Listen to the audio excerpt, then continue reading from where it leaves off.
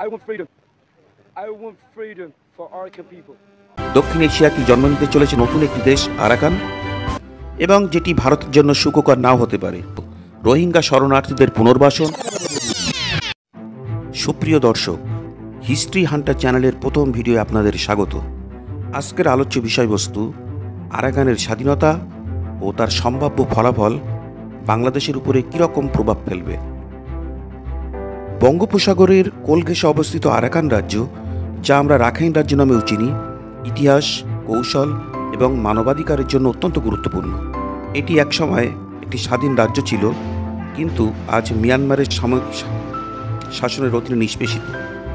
সাম্প্রতিক বছরগুলোতে রোহিঙ্গা সংকট এবং সামরিক সংঘাতের কারণে এই অঞ্চলটি আন্তর্জাতিক দৃষ্টি আকর্ষণ করেছে। এখন প্রশ্ন হচ্ছে, যদি আরাকান রাজ্য স্বাধীনতা লাভ করে, তবে বাংলাদেশের জন্য তা কীভাবে প্রভাব ফেলবে? এটি কি একটি আশীর্বাদ হবে, নাকি নতুন চ্যালেঞ্জ বয়ে আনবে?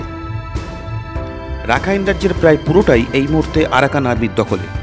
চীনের মধ্যস্থতায় তারা সামরিক জুন্টা সরকারের সঙ্গে আলোচনার টেবিলে বসার ইঙ্গিত দিয়েছে, কিন্তু বিশেষজ্ঞদের মতে মায়ানমারের জুন্টা সরকার কখনো আরাকানের স্বায়ত্তশাসন বা বিচ্ছিন্নতাবাদকে সমর্থন করে না। তাহলে কি আরাকান নিজেদের স্বাধীনতা ঘোষণা করবে? দক্ষিণ এশিয়া কি জন্ম নিতে চলেছে নতুন একটি দেশ আরাকান? আরাকান বা রাখাইন রাজ্য স্বাধীনতা লাভ করলে তার প্রত্যক্ষ প্রভাব পড়বে চারটি দেশের উপরে: চীন, ভারত, বাংলাদেশ এবং মার্কিন যুক্তরাষ্ট্র। চীনের বেল্ট অ্যান্ড রোড ইনিশিয়েটিভের অংশ হিসাবে কিয়াকপিউ গভীর সমুদ্র বন্দর নির্মাণ এবং ইউনান প্রদেশের কুনমিং পর্যন্ত 770 কিলোমিটার দীর্ঘ গ্যাস ও পাইপলাইন রাখাইন রাজ্যের মধ্য দিয়ে নির্মিত হয়েছে। এই প্রকল্পের মাধ্যমে চীন বঙ্গোপসাগর থেকে তেল ও গ্যাস তার মূল ভূখণ্ডে খুব কম সময়ে এবং কম খরচে পরিবহন করতে সক্ষম। এছাড়া মালাক্কা প্রণালী, যেটা ইন্দো প্যাসিফিক গেটওয়ে নামে পরিচিত, এটি অত্যন্ত ঝুঁকিপূর্ণ এবং সংবেদনশীল হওয়ায় চীন কিয়াকপিউ বন্দরকে দ্বিতীয় বিকল্প হিসাবে বেছে নিয়েছে। এই প্রকল্পে ইতিমধ্যে চীন প্রায় $10 বিলিয়ন খরচ করেছে। রাখাইন রাজ্য স্বাধীন হলে চীন এই অঞ্চলে, বিশেষ করে বঙ্গোপসাগরে বেশি করে প্রভাব বিস্তার করতে চাইবে, এবং যেটি ভারতের জন্য সুখকর নাও হতে পারে। দীর্ঘদিন ধরে ভারত তার উত্তর পূর্বাঞ্চলীয় যে 7টি রাজ্য, যেটি 7 সিস্টার্স নামে পরিচিত, এদের মধ্যে যোগাযোগের একমাত্র মাধ্যম শিলিগুড়ি করিডর বা চিকেন নেকের বিকল্প তৈরির একটা চেষ্টা করছে। কালাদান মাল্টিমোডাল প্রজেক্ট কলকাতা থেকে আইজল পর্যন্ত 539 কিলোমিটার দীর্ঘ একটি প্রকল্প, যেটি রাখাইন রাজ্যের মধ্য দিয়ে নির্মিত হচ্ছে। ভারত এখনও পর্যন্ত এই প্রকল্পে প্রায় 3000 কোটি টাকা খরচ করেছে। এই প্রকল্পটি একবার চালু হলে ভারত সরাসরি সিতওয়ে বন্দরের মধ্য দিয়ে তার পূর্বাঞ্চলীয় রাজ্যগুলির প্রয়োজনীয় পণ্য কম সময় পরিবহন করতে সক্ষম হবে। রাখাইন রাজ্য স্বাধীন হলে চীনের মদতে এই প্রকল্প বন্ধ হয়ে যেতে পারে।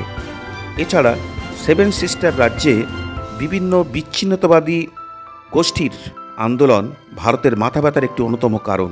স্বাধীন আরাকান উত্তর পূর্বাঞ্চলীয় রাজ্যগুলির জঙ্গি কার্যকলাপ, ট্রেনিং, অস্ত্রের যোগান কিংবা ড্রাগ ট্রাফিকিংয়ের একটা স্বর্গরাজ্য হতে পারে। চীন যদি রাখাইন রাজ্যকে ভারত বিরোধী কার্যকলাপে মদত দেয়, তাতে আশ্চর্যের কিছু নেই।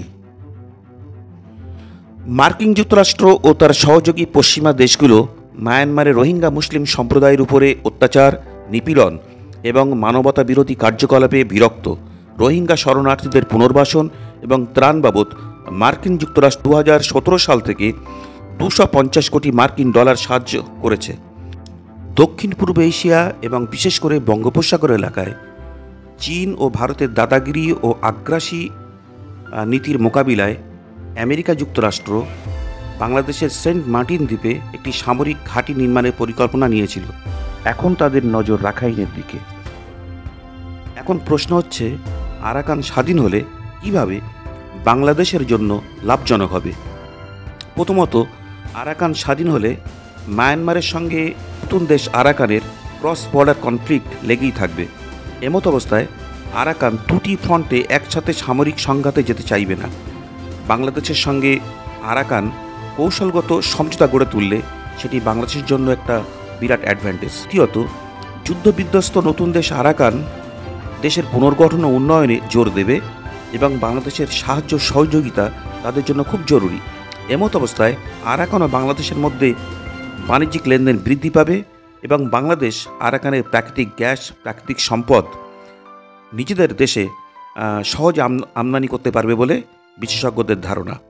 তৃতীয়ত, রোহিঙ্গা শরণার্থী সমস্যা।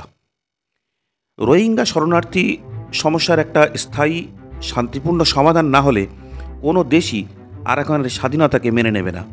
বাংলাদেশ ইতিমধ্যে 12 লক্ষ রোহিঙ্গা শরণার্থীকে আশ্রয় দিয়েছে। আরাকান স্বাধীন হলে রোহিঙ্গা সমস্যার একটা স্থায়ী সমাধান সম্ভব বলে পশ্চিমা বিশেষজ্ঞদের অভিমত।